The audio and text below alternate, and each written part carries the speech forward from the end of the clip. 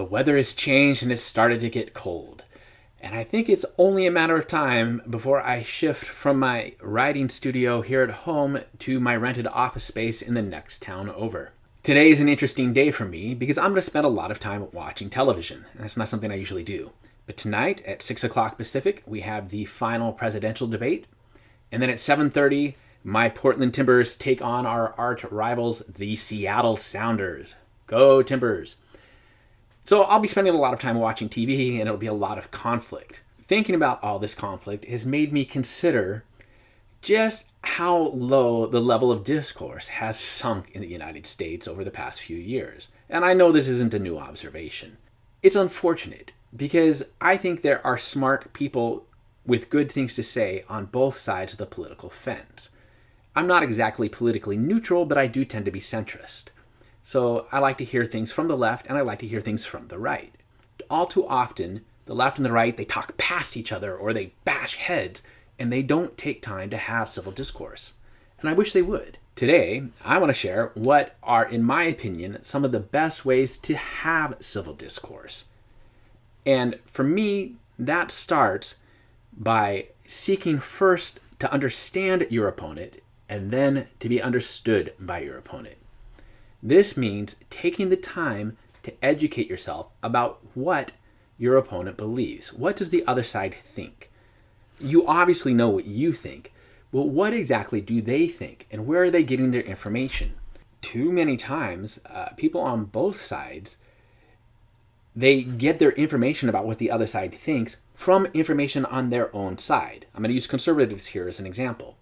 I don't mean to pick on conservatives, but it's the example that pops to mind. So conservatives, instead of actually reading liberal sources of information, they listen to Rush Limbaugh, for instance. Again, this is just for instance. And they say, oh, Rush says this is what liberals believe, so this is what liberals believe. And it may not be the case. I think it's important to read widely, to get your information from the left, from the right, and especially from the center. Again, I'm centrist, so I like centrist publications. The second important thing to do, I think, is to exercise empathy. So the first step is to figure out, okay, what is it my opponent believes? The second step is to figure out why do they believe it? And if I were in their position, would I have the same point of view? You might find that, oh, well, okay, they believe that we need nationalized healthcare, for example, because they've had some sort of catastrophic illness in their family and were unable to pay for the bills. And so because of this, they think that nationalized healthcare is a good thing. Again, that's just an example. But it leads to a third point, and that is don't make assumptions. Oh my gosh, this is so frustrating.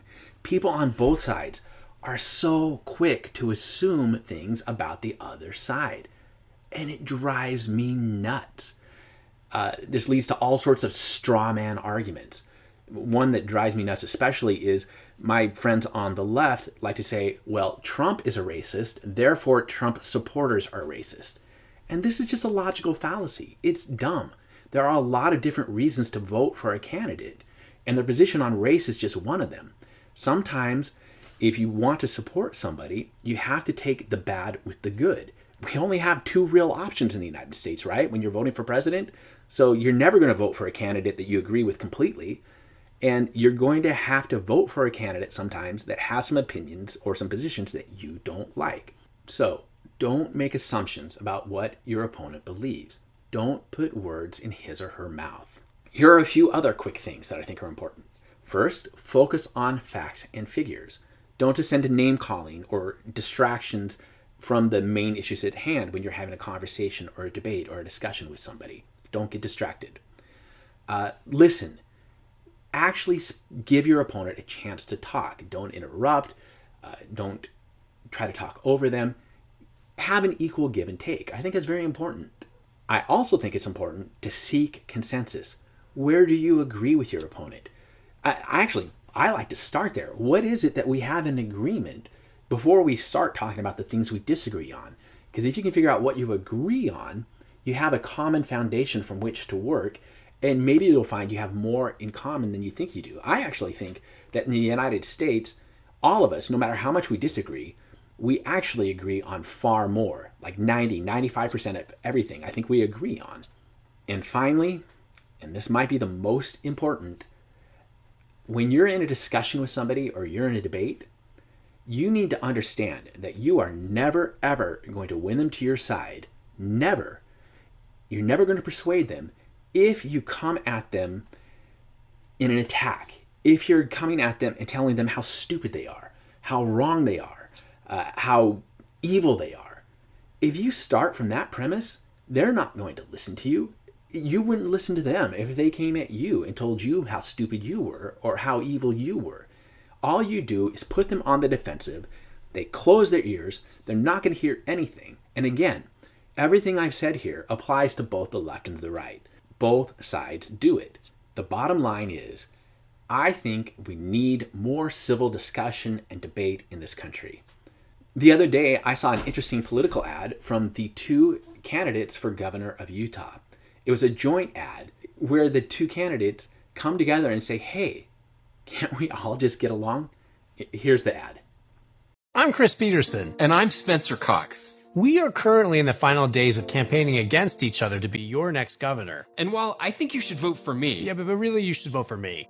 there are some things we both agree on. We can debate issues without degrading each other's character. We can disagree without hating each other. And win or lose in Utah, we work together. So let's show the country that there's a better way. My name's Chris Peterson. And I'm Spencer Cox. And we approve this message. I think this ad is terrific, and I agree with it. And I think we need more civil discussion in the United States. I think that's the only way we're going to be able to move forward from the conflict that we have right now. But maybe you think I'm wrong, and that's okay. Anyhow, tonight I'm going to be watching the debate, and then I'm going to be watching my Portland Timbers defeat the Seattle Sounders, I hope. And I'll be back tomorrow with another morning musing. Take care, everybody.